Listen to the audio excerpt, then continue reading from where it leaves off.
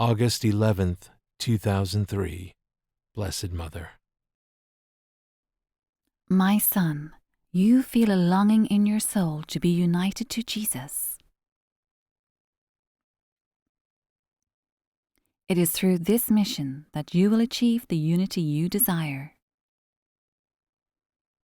It is always through duty that one achieves unity, and a current difficulty for many of my priest sons is that they do their own chosen duty, as opposed to the duty Jesus has selected and prepared for them. In this way, they neglect the duty that we need them to accomplish and that they have been formed to accomplish. Important tasks are left undone, and my sons wander further away from their priesthood and the unity with my Son that would sustain and define them. This is not working. We must start anew. A priest must be like Jesus in everything. First of all, and most importantly, a priest must complete the duties he has been chosen to complete. He will know what those duties are by being obedient to his superiors and through much prayerful consideration. Jesus sends help, my son. He does not ask you to follow in his divine footsteps and then turn away, busying himself with other things while his beloved shepherds flounder.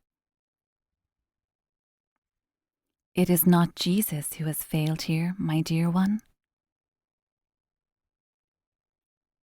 But we must focus on our future.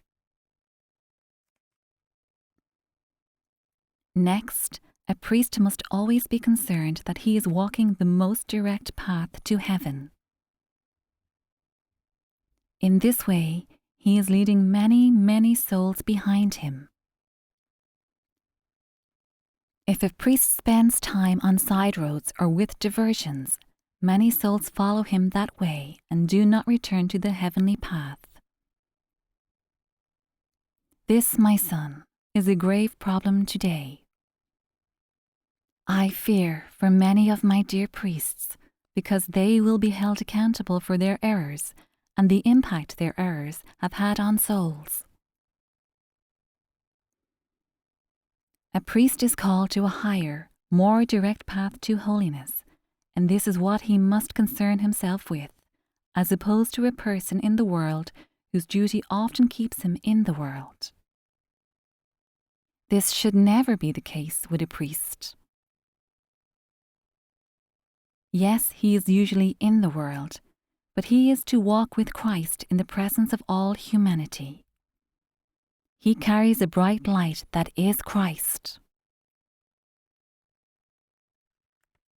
If he is too concerned with the things of this world, or with his own will for himself, he loses the light of Christ, and people do not see the brightly lit path they should see by following a priest.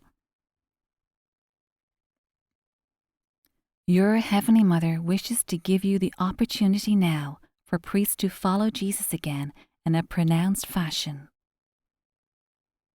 My son, you cannot imagine the changes you will witness.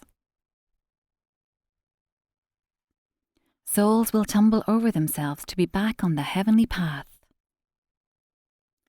Priests will thank God for their vocations because they will be ministering to souls who long for Jesus and who only want to serve. How sweet for my poor dejected sons who have been so scorned in this world. Priests will return to their rightful place in the world, and they will be worthy of that place. It is that which I seek now, my son, to restore worthiness to your fellow priests. Will you help your mother with this heavenly call? Are you ready to serve your God and become another Christ in this world of darkness? You will help Jesus to restore the light. Pray with me that Jesus fulfill his holy will through priests willing to serve and emulate him.